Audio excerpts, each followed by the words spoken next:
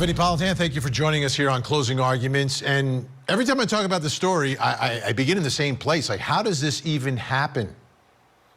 How does a young woman go to the hospital for back pain who's actually pregnant and about to give birth, end up in the hospital, delivers the child herself in the bathroom, and the child dies? Like, how do all those things happen? Now, prosecutors have their theory on all of this, and their theory is that she hid the pregnancy, she knew she was pregnant, she had the baby, she killed the baby, then she tried to hide the baby in the garbage in the bathroom in the hospital. That's their theory. The defense has a completely different theory. We're going to talk about it tonight, but for those of you who don't know the story of Alexee Trevizo, take a listen. She put the baby in the trash can, and then she put another clean liner over the top of it. Oh, wow. Okay. So when they looked in there, there was no trash in there, but it was underneath the clean bag. The baby's dead. Okay, we have him in trauma too, but she killed the kid. We discovered a dead baby in the bathroom. Oh my gosh. I'm sorry. He came out and he didn't know what to do. Lexi, I told you about this. But it I was just asked you, baby, to tell me the truth. scared. He was not crying or nothing. He's cold and blue already? Cold and blue already. His temperature was like 95. No signs of life, no breathing, no respirations, no heartbeat, nothing, no movement whatsoever. I mean, I've been taking her to chiropractor because I always thought, well, this time, I didn't know. I honestly didn't know she was pregnant. Should I, get a lawyer for her? Should I? You can, that's your choice. I can't tell you what to do. That's something that y'all as a family have to talk about, okay? At 51 minutes after midnight, they know she's pregnant because they ran the blood test and they came back. Now, they didn't tell her that she was pregnant. They didn't tell her for another 48 minutes. Well, they never told her. She learned that she was pregnant when she went to the bathroom. Okay, so she's been charged with killing her baby, her newborn. But now there's a civil lawsuit that's been filed. Not against her, against the hospital for wrongful death. And one of the attorneys filing that lawsuit is also the attorney representing Alexee Trevizo. And he's joining us now from Ruidoso, New Mexico. Alexee Trevizo's defense attorney, Gary Mitchell. Gary, great to see you tonight. Good to see you. All right, so there's a civil case now, okay? So a civil case accusing the hospital of wrongful death, a criminal case accusing Alexee of killing the newborn. I just want to start here and go through a specific timeline because I want to get a clear understanding of what happened here. So at 12:51, and I've heard you say this, that the results from the pregnancy test, after she goes to the hospital for back pain, she says she's not pregnant, right? But they do a blood test. You say the results are done at 12:51. What does that mean? Does that mean the results are showing up somewhere, or someone actually read those results and someone acknowledged reading that the results came in and they knew, oh, at 12:51 she was pregnant? All three, actually. It's a computerized system. At 12:51, the lab sent the results via email or transmission via computer to the nurse's desk, to the emergency room physician, and to the nurse assisting Alexee. At 12:51, the nurse assisting Alexee knew she was pregnant, but thought that the doctor should be the one to tell her. And for 49 minutes, they didn't tell her. And in fact, they never told her until she went to the bathroom, thinking she had to go to the bathroom. But it turns out she was actually having a baby. So this is huge. I just want to stop you right there for a second, because this is the part that I wasn't clear on. So as she's running down the hallway here at 1:39, right? That's 40. That's how many? I mean, that's almost an hour, right? An hour after they have these results and don't tell her that she's pregnant. But if they know she's pregnant, that's right. And she thinks she has to go to the bathroom, like, that's a sign that you're about to give birth, isn't it? It is for anybody that's ever been around delivering babies. You don't have to be a nurse or a doctor to know that. So when she's running out of the room, who's in the room at the moment? Is the nurse there? Do they know that she's left the room to go to the bathroom because she feels like she has to go to the bathroom?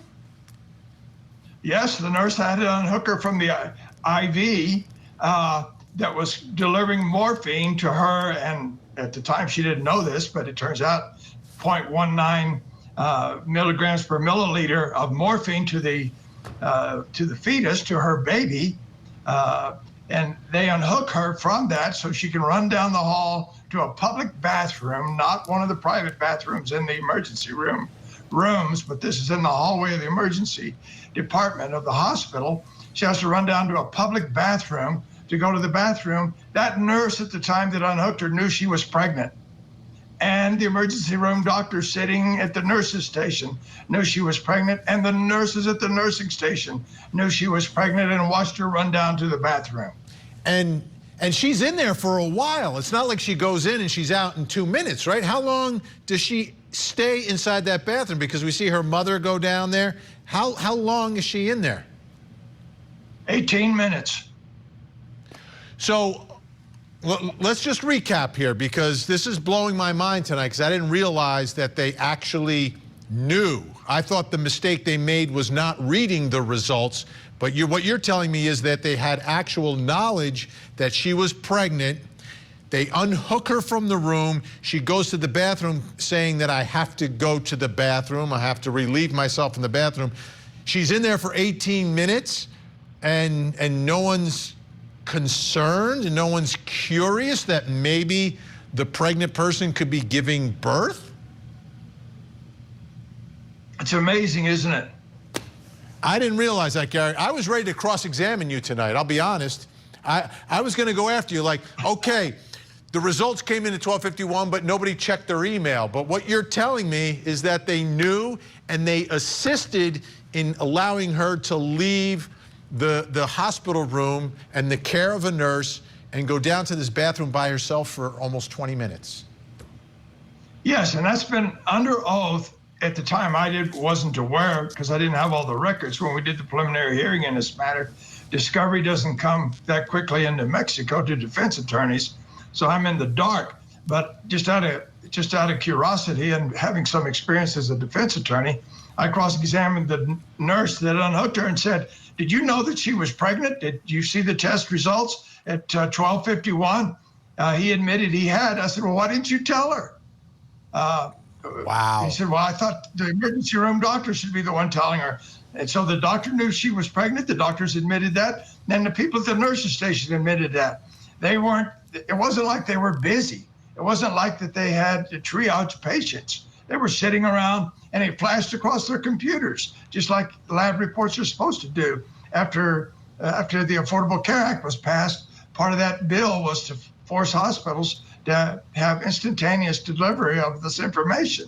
And that's part of the computerized systems we put in every hospital that gets some type of Medicare or Medicaid in the nation. So that's what happened here. They knew. But here's the other thing that everybody keeps forgetting. All this time they continue to give her morphine, knowing at 12:51 we have a pregnant woman and you continue to give her morphine? Excuse me, you gave her morphine for 48 more minutes after that.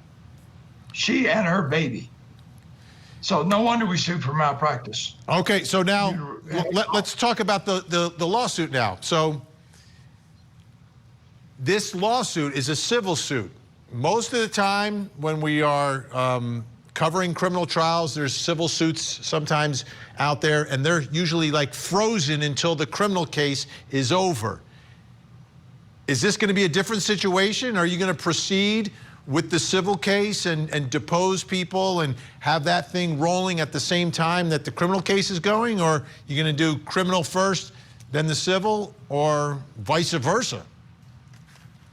No, I'm going to proceed with both diligently. New Mexico has some pretty strict time limits to proceed, and we don't have much choice. We're going to do it. Besides, frankly, Virtually all the medical records have been disclosed to the public. I don't have any medical records that haven't already been disclosed to the media and to the public. No disrespect meant to anybody from the media. I mean, that's your job. But they've disclosed all of this stuff against our wishes, but it's already out there. So I'm proceeding diligently in both, and I'm proceeding passionately in both. And what will happen now when they want to depose her, your client? Well, we haven't crossed that river yet, but when we get to it, I'll make that decision. But by and large, we don't have much to hide in that regard, but that's still a decision to be made. All right, Gary Mitchell, always appreciate you coming on, and thank you so much. Again, I was ready. I was going to go after you tonight, Gary. I was like loading up, and I just but you know, the facts are what they are. Appreciate it. They are. All right. Thank you kindly. Good to talk to you. Good to talk to you. All right, let's bring in our think tank. Join us tonight in New York City, former senior homicide prosecutor Bernarda Villalona. Also with us in Cleveland, Ohio, criminal defense attorney Ian Friedman. And in Washington, D.C., the attorney who represented Johnny Depp in his defamation case, fellow at the American College of Trial Lawyers, Ben Chu. Great to see everyone tonight. Okay, I was going to go after him, Bernarda. You know I was going to go after him. Like, okay, yeah, the results came in, but nobody knew. And she went to the...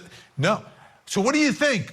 What are your thoughts tonight, Bernarda, knowing about they're pointing the finger at the hospital? Obviously, prosecutors are pointing the finger at her. What happens here now? Vinny, there's some huge issues here. Based on that interview from her attorney, her defense attorney, as well as her civil attorney, the question I have for the prosecutors is, what was the cause of death and what was the manner of death? Because if you can't prove the causation and you can't prove that the manner of death was homicide, then you can't charge her with homicide. You can't proceed with her in a criminal prosecution in regards to homicide if you can't link that the cause of death was related to her actions here. Here, the defense attorney is saying that it was more of a negligence from the hospital point of view. And also what I wanted to point out, Vinny, is that he says something that morphine was administered to her after they knew that she was pregnant.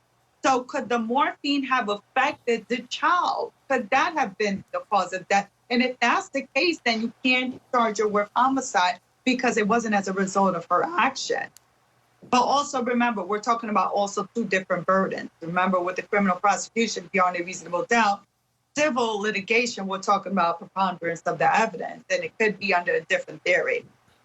All right, Ian Friedman, have you ever seen a case, your long history as a criminal defense attorney, right? I'm not saying you're old. I mean, I'm older than you are. Thank you. I'm just saying you've done a lot of work. You've seen a lot of things. Have you ever seen a case where someone's accused of killing someone else and they file a civil suit against someone else, another entity? Yeah. You've seen that before? Yes. Like a Absolutely. Really? Absolutely. Been involved. Yeah, been involved in it myself. And if Gary Mitchell's facts are correct, I consider him obviously the lawyer on the ground. He's taken an aggressive approach at it. Bringing that civil case is a wonderful mechanism, frankly, to get discovery, to get everybody deposed, so that the first time that you're in the courtroom is not at the criminal trial where life is on the line. I think obviously his goal, as it has been our goal, and other lawyers I know that have been in similar situations, is to reveal what actually occurred through the civil process. Here, assume that he's also obviously getting damages because they're due. But as a result of this case, of course, the prosecutors are going to be watching this. You'd much rather have the case unfold there in the civil courtroom than in the criminal realm where life is at line. So life is at stake, excuse me. So yes, in answer to your question, and yes, if his facts are correct, and I expect that Gary's are, it's an aggressive, but I like the move. Yeah, I've never seen it in the cases we've covered on Court TV. It's always there's a wrongful death by the victim's family, right? Against the same person who's facing criminal charges. But here it's like, no, this person or this entity, the hospital is responsible, and the defendant, really the estate of the baby, is pointing the finger over there. All right, Ben Chu. Vinny? Yep. Yeah, Vinny, the one thing I would say is sometimes, though, cases will be brought when you're being accused maybe for a defamation or some other types of acts against the accusers. So there's lots of different ways to do it and lots of basis within the civil realm to bring it. So this is just one, but it does happen quite often, actually. All right, Ben, how do you see this civil case unwinding? I mean, this is going to be problematic, I think, for the hospital to deal with, because we look at the body cams initially, and the people in the hospital are like, you know, she killed this baby. This baby is dead. She put the baby in the trash, and now all of a sudden they're turning around and saying, wait a minute, the hospital does not have clean hands here. Good to be with you, Vinny. I agree wholeheartedly with Ian. I think a good defense is a good offense, and I think this puts the hospital back on its heels and causes real problems for the prosecution.